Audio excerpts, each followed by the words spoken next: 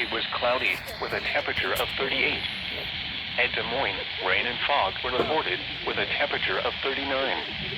Once again, at noon at Clinton, skies were partly sunny, with a temperature of 61. At Whiteman, skies were cloudy, with a temperature of 61. The hazardous weather outlook for through tonight. There is a low probability of widespread hazardous weather. And for Sunday through Friday, please go to https://media/eek/specca.pdf for more information on potential weather hazards. Key messages: chances around 40 to 70% for light showers, drizzle starting this morning, lingering into the evening.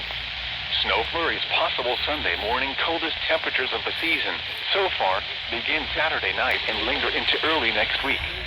Coldest day, Sunday, highs in the 30s, coldest morning, Monday, lows in the upper teens to low 20s, wind chills in the teens, sun and Monday AMs. More seasonal temperatures return Tuesday with highs in the upper 50s and 60s. Temperatures return to well above normal with widespread highs in the 70s by next Friday. Severe winter storms are more common in other parts of the country, but it is still important to prepare your home for power outages caused by winter storms. Make sure to have a flashlight with extra batteries.